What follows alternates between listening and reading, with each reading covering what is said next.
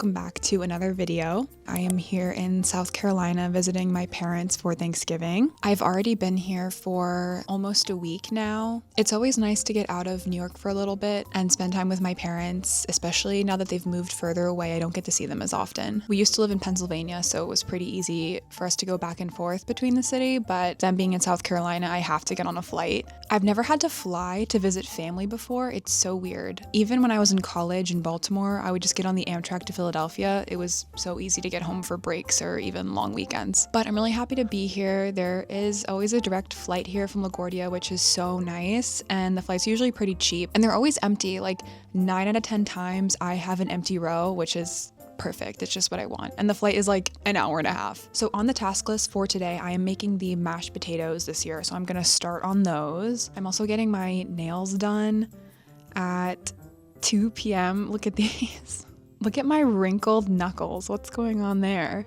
This is just a normal gel manicure that I got done in Korea. And it's held up pretty well, except for this right here.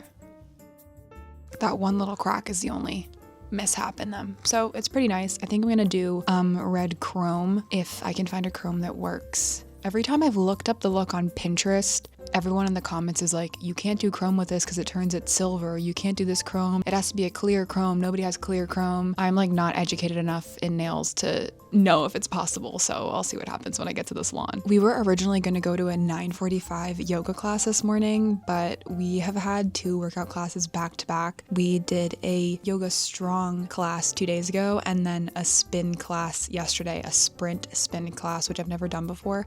And my neck and shoulders and back are so sore. And I even had motion sickness when I got off the bike last night. So I woke up this morning and I was like, I'm not going. And my mom didn't want to go either, so it worked out.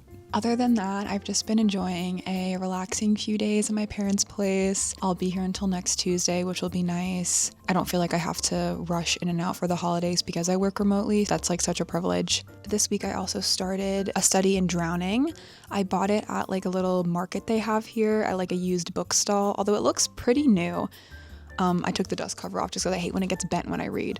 But I think it's pretty interesting so far. I am on page 111. So the basics of the plot of the book, this university student, Effie, who is obsessed with this like legendary author in her country, has earned the honor of building a manor on the author's property after his death, like for his son. So she takes the train down to this like dilapidated mansion and is learning more about this legendary author that she's looked up to so much, but is like kind of discovering these like weird parts of his past and life. And then at the mansion staying with her is this other university student named Preston. So it's kind of like an academic rivals to lovers situation. He is a literature student and he is actually at the mansion under the guise of collecting this author's letters and essays from his time and archiving them, but his actual purpose for being there is actually to discredit all of the author's work and prove that he didn't write his books. So Effie, who is a huge fan of this man, is obviously aghast to learn this. And she's also kind of offended a little bit because she wanted to be a literature student at the university, but only men are allowed in the literature college. So she is in the architecture school, which is not what she wants to do. So there's a lot of themes of like folklore and superstition and kind of religion in a way, because the country that this takes place in, it's split into different regions, and the southerners where the mansion is, they are really superstitious and kind of religious in a way, where they believe in fairies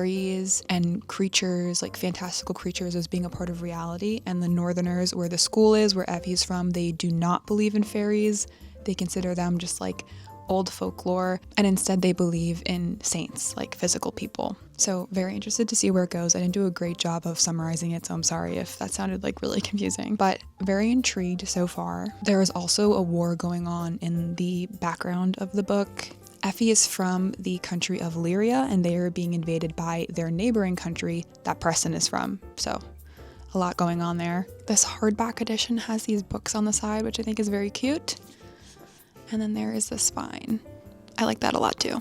As far as audiobooks go, I am finishing up A Secret History. I have about 2.5 hours left. I was really enjoying it. I have been really enjoying it, but honestly, the plot is so stressful that I keep having to take breaks.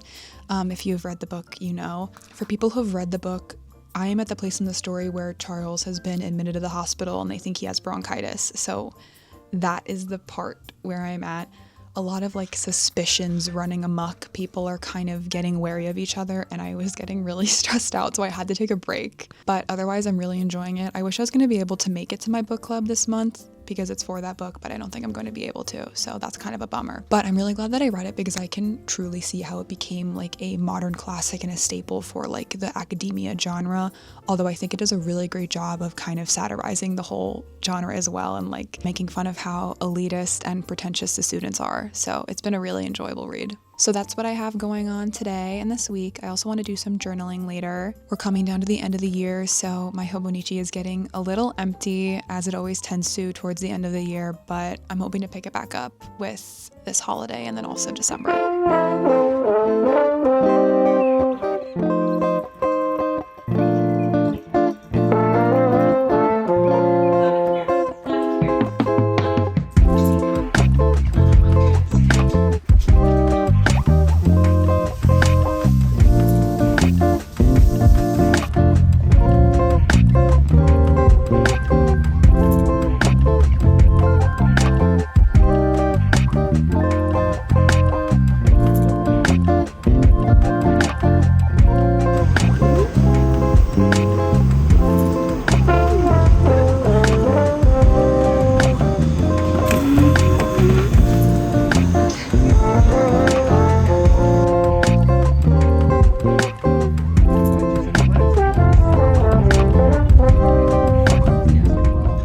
Hello, I am back. These are my nails.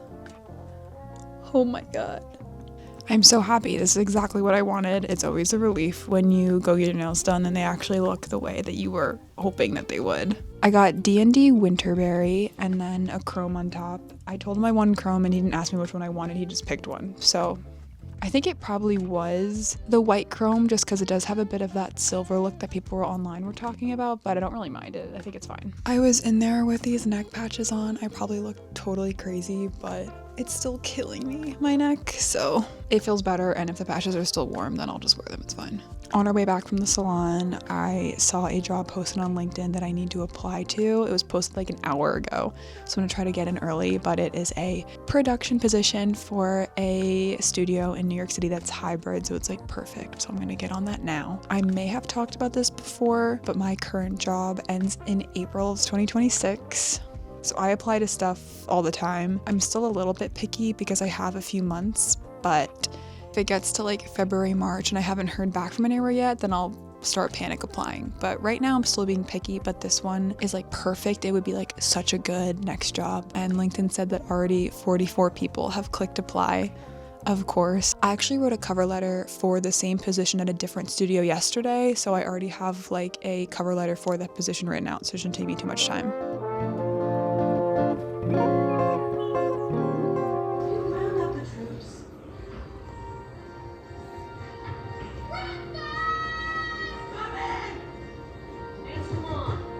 Hello, it is now 10:30. After we got back from the nail salon, I finished peeling my potatoes for tomorrow, and then we had dinner, and we watched the 2018 Netflix Christmas movie, The Princess Switch, with Vanessa Hudgens. And then I watched a bit of the new Stranger Things episodes that came out tonight. I got through the first two and then like 15 minutes of the third one. I'm enjoying it. Does it feel like old Stranger Things? No, I think because it's just been so long and the vibe of the show has changed a lot. I don't think they were like ever going to fully recapture like the kind of eerie, creepy vibe that season 1 had, or that nostalgic summer feeling that we have whenever we think about season 3 from 2019. But it definitely feels like another thing is happening.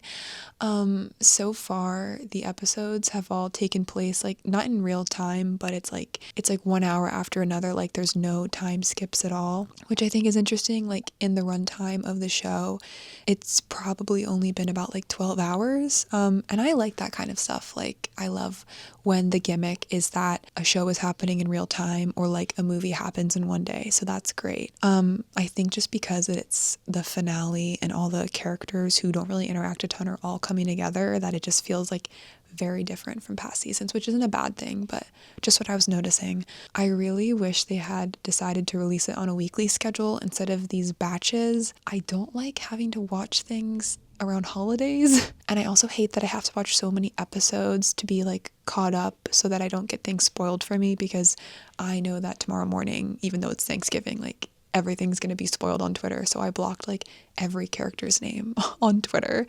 And hopefully I can watch the second 2 episodes tomorrow. But I just like don't want to have to be thinking about that. And I love a weekly release schedule for a TV show that a lot of people watch, because I love like how much discussion happens online after each episode. Like the last season of Succession was so fun because people were going insane every week trying to figure out what was going to happen, and everyone was reacting in real time, and like everyone was caught up to the same point the whole way through. It was just really fun. So I kind of wish that that's what they were doing. And I also don't want to have to watch the finale on New Year's Eve. Like New Year's is stressful enough, you know? But yeah, that's where I'm at. I'm gonna head to bed soon. I'm just gonna try to get in a little bit of journaling because the next few days are gonna be kind of hectic with my boyfriend coming and obviously Thanksgiving. So yeah, that's it for now. Good night.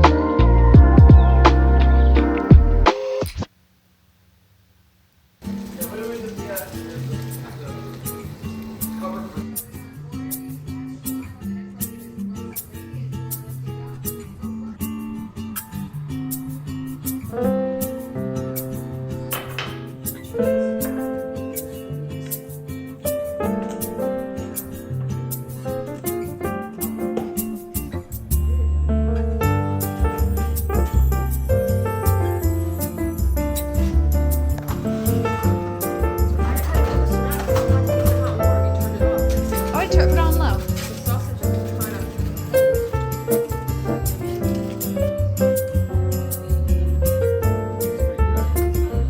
It does, yeah. Are you? Yeah, Ian, are you? I am so glad. So glad to have summoned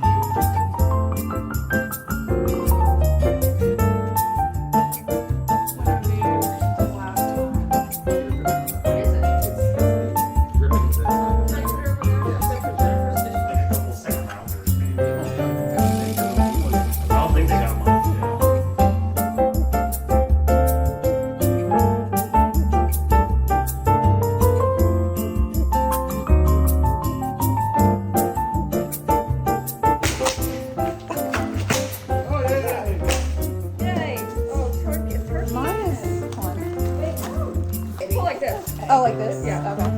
Okay. Sorry, Till. Come on, get paper. Well, you got pink. I got red. Jennifer's yellow. Was I blue last year? I think you was. Leave a picture of you. I don't know. So remember last year you couldn't get yours? His big head. I think I got this last year. Oh no. What kind of music did the Pilgrims like? Plymouth Rock? Yes. Oh, good one. Why was the Thanksgiving soup so expensive? That's a good one. That's a good one. It's an ingredient. Onions, carrots, 20 carrots, isn't it? Oh, it had 24 carrots. Oh, Yeah. good job.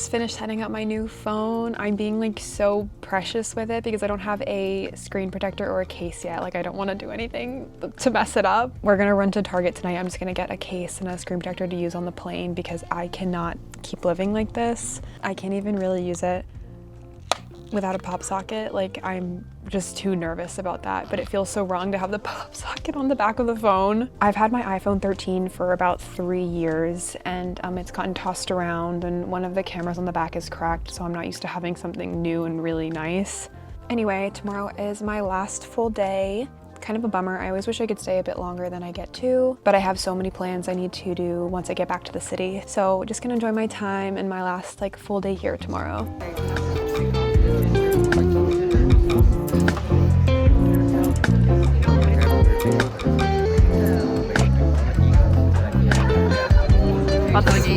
This low light is so good. Well, I have to take a picture for my belly account. Oh. Yeah.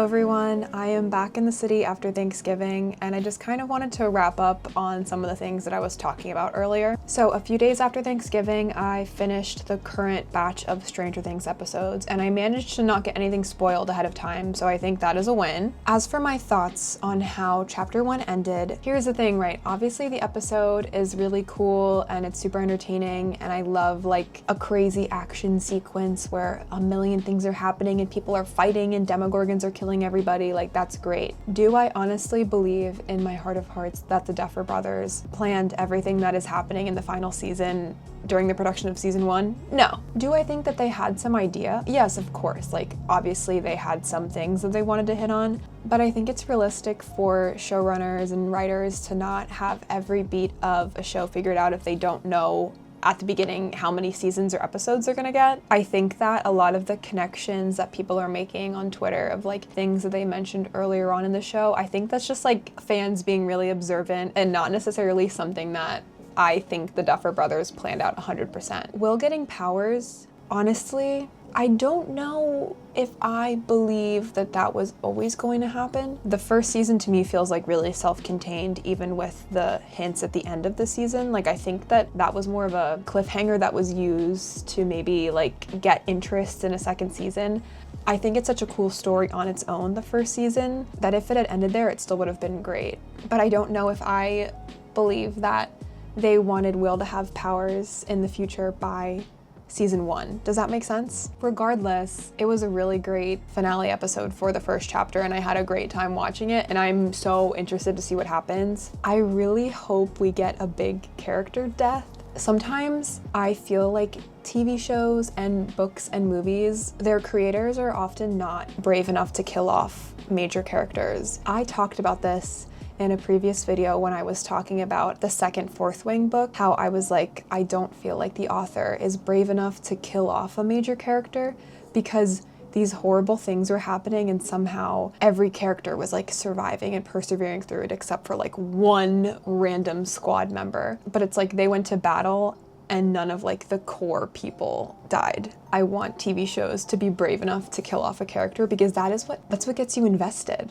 So as far as who they could kill off, I mean, I have no idea. I don't pretend to think that I can predict what's going to happen in this show because I don't think there's a single theory that I believe in. I think it's something that like nobody is going to expect. And that's why I feel like the person who dies might be someone we would never suspect. I really hope it's not Lucas or Jonathan.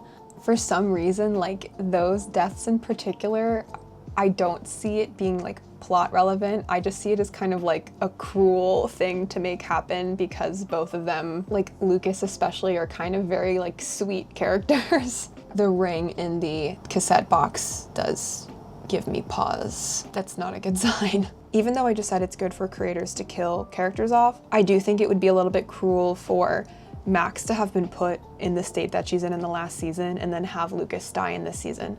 Like, we can't give him a win. Like, he has to be miserable. Like, if he were the only character who died in this season, I would be actually so pissed because he just doesn't deserve it. There are other characters that could go that I think would serve more of like an emotional arc for the season and not Lucas. I'm gonna get on my soapbox for this. Nothing better happened to him, okay? He needs a win. That makes sense for his character. Other people, someone's gotta go.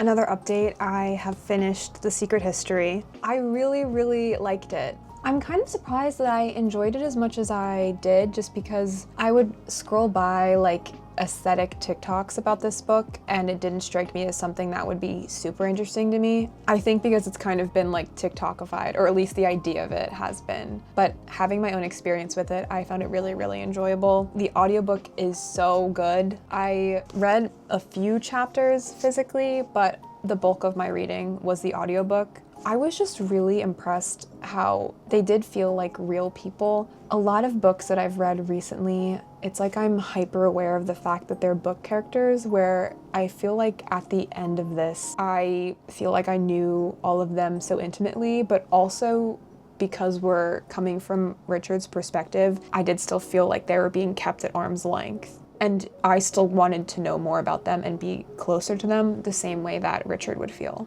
So I think that's a great experience to have while reading a book. And if we want to talk about authors killing off characters, yeah, someone else had to go.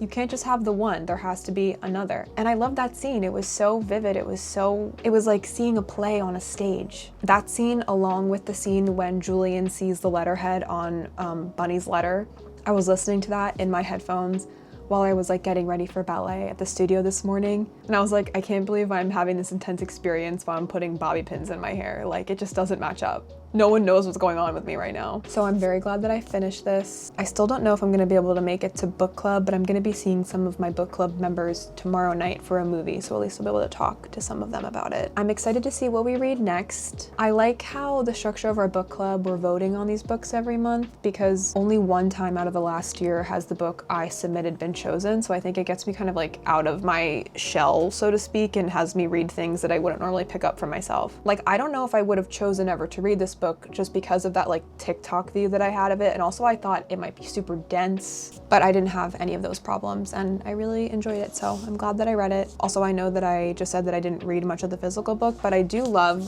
this paperback specifically. I love how thin the pages are, and then I also love how small the type is and the font that was chosen. Like, I just think it looks really nice. So that is it for me for now. I hope you had a wonderful Thanksgiving, and I will see you in the next one.